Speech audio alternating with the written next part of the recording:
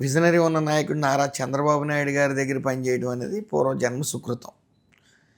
పైగా మహాకూటమి, ఎన్డీఏ కూటమి లో పనిచేయటం అంటే అటు మోడీ గారు ఆయనకున్న విజనరీ, దానికి తోడు చంద్రబాబు నాయుడు గారు, లోకేష్ గారు ఆయనకున్న అవగాహన, ప్లస్ పవన్ కళ్యాణ్ గారు.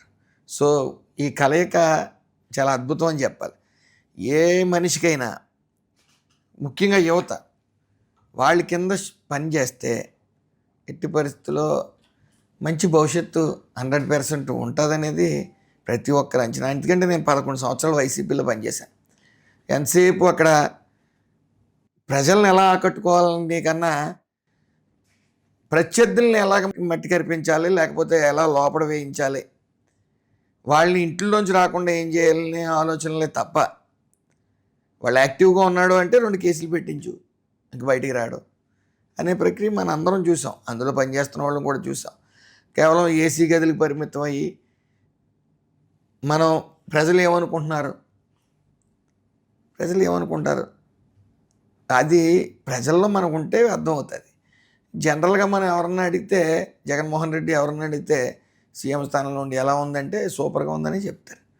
అదే వరవడి నడిచేది అక్కడ. అదే ప్రక్రియ చంద్రబాబు నాయుడు గారి దగ్గరికి వెళ్ళి చాలా బాగుందండి అది ఇదని మనం మెప్పు కోసం చెప్తే, నీ పని నువ్వు చెయ్యి సక్రమంగా, ఇలాంటి కవులు నాకు చెప్పు, బయట ఉండని చెప్తాడు ఆయన. అంటే అక్కడ కాళ్ళకి నమస్కారాలు చేయటం, సాష్టాంగ నమస్కారాలు చేయటం, వాళ్ళు ఏం చెప్తే దానికి తప్పట్లు కొట్టి, వాళ్ళు ఏం చేస్తే దాన్ని మెచ్చుకుంటూ చాలా బాగుందని చెప్పి వాళ్ళకి మాత్రం రోజులు, కరాఖండిగా ముఖం మీద చెప్పిన వాళ్ళందరూ గెట్ అవుట్ బయటకి. చప్పట్ల బ్యాచ్ ఇప్పటికీ కూడా జగన్ గారు చుట్టూ చిడతల బ్యాచ్, చిడతలకి తేడా ఉంటుంది.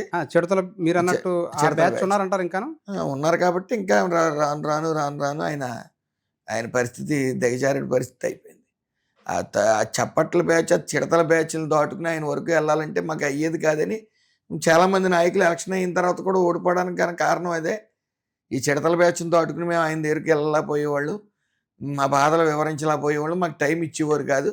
మీ పదవులు ఇచ్చాను కదా పాలించుకోండి అనేవారు తప్ప అక్కడ కష్టాలు ఏంటి, మాకున్న ప్రజలు ఏం కోరుకుంటున్నారనేది ఆయన చెప్పలేకపోతున్నాం అనేది చాలామంది నాయకులు, యువ నాయకులు కూడా బయటకు వచ్చి చెప్పడం జరిగింది.